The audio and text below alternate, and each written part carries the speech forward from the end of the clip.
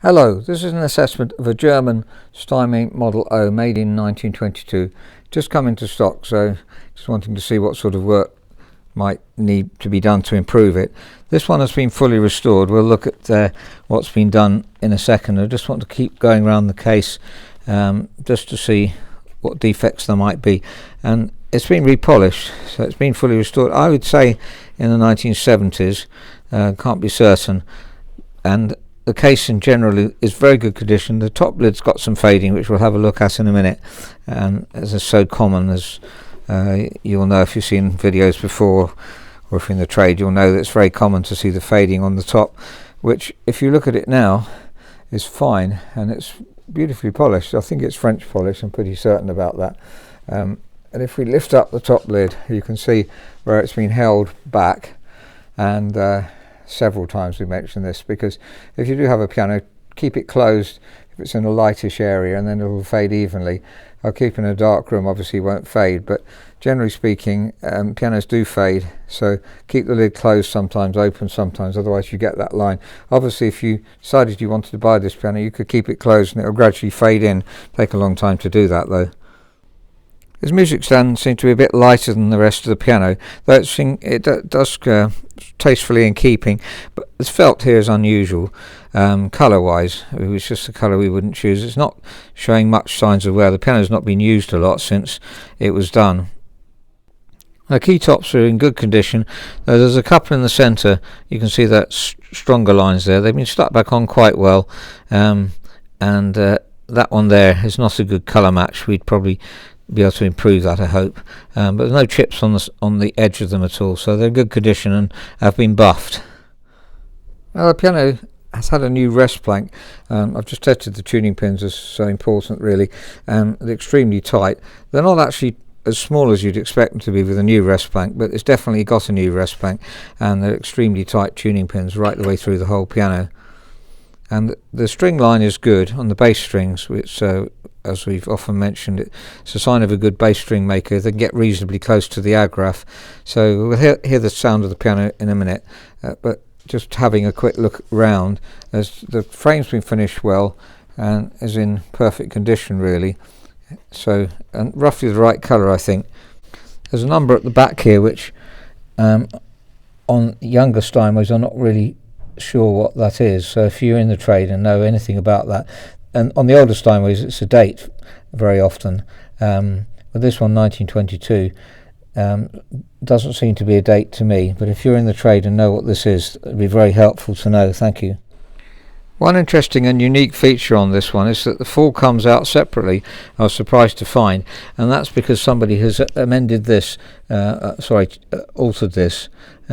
It should be circular and going right round. As I've got another Steinway which I can show you, but you can see that that's been cut, so it's not original. So that's how it would have been originally, and I think all Steinways are like that, certainly the ones that I've come across.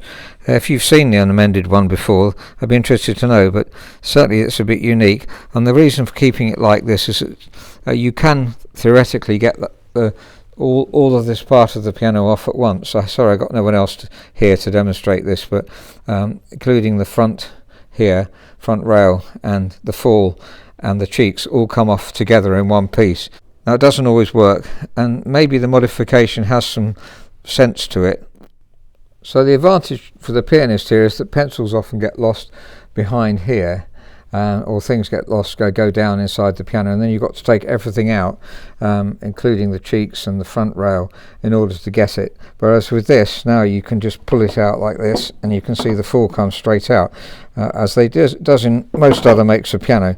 So there is an advantage in modifying it. Looking at the action, it's been well restored with a few minor things that we need to do, or some major really.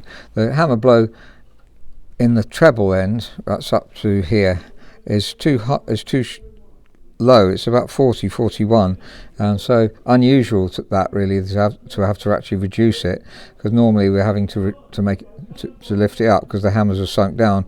The bass ones are absolutely correct, so what they seem to have done is almost set the trebles exactly the same as the bass. So the bass is about 47, but we need to make the treble end 47 as well. There's absolutely no reason why it shouldn't be. I've tested it.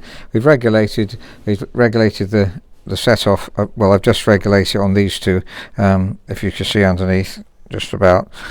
Just regulated the capstans, and then we've regulated the set off, this one here, and the drop screw on these two here. I think it's going to regulate really beautifully. At the moment the touch feels strange, partly because of the short hammer blow, but also there's lots of discrepancy in the key weighting. We'll have a look at the worksheet now. You can see the piano's had new hammers, shanks and rollers, which is exactly as we would do, as I mentioned many times before. The roller here, that's very well done, and the hammers are very tight, the hinges are very tight, sorry, and the hammers, they have been lightly refaced, as you can see, by a slight fluffiness, but there's almost 100% hammer there, and the tone is good, needs a bit of voicing. Here's the assessment sheet for the piano. I've mentioned most of the things on it. The hammer blow is much less than it should have been, rather unusual. It's been well restored generally. There are some bushings that are too tight in the front. Often when a piano's been fully restored you do get problems like that, so that's not unexpected. So generally it's work that I think the piano will be a fine instrument once it's all perfected. At the moment the touch doesn't feel that good. It's partly because there's some notes are sticking, but there's a huge variety really. 61 in the bottom bass, 56 isn't too bad, but 61's a bit on the heavy side, and then 47 in the, so it's variety really. I want to even that out. New pianos and well restored pianos usually have about 50 in the centre, 48 in the top treble, 52 in the bottom bass, and for instance new Forex are very accurate, and we will make the touch as accurate as we can on even second-hand Yamahas. Need work on that definitely, and I find regulation needs doing too, and voicing on the hammers, but generally quite good. Now let's have a listen to the piano. I'll compare it with another Steinway.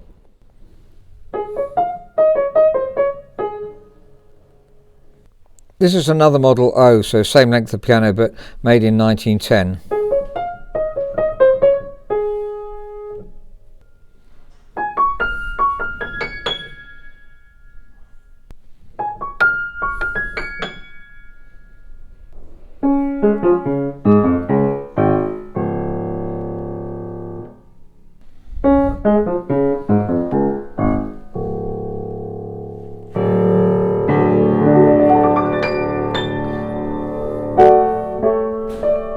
So that's a German Steinway Model O made in 1922, and well restored. But there's lots of finishing off things to do, which I've mentioned and shown on the worksheet. I'm impressed with the restoration.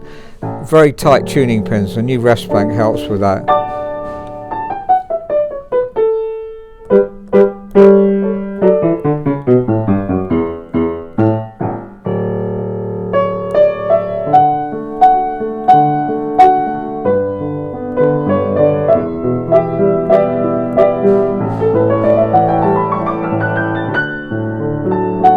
Needs voicing. A lot of hammers need voicing. Some of them stand out from the others, but that's obviously work we can do.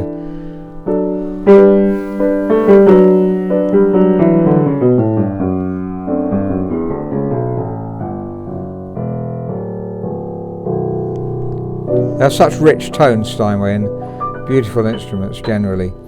I hope that's been helpful then, and please, if you're interested in the piano and would like to try it out, we're doing a special discount, a third off the normal trial rental that we charge, so it's a good time to do that. Thank you very much for listening.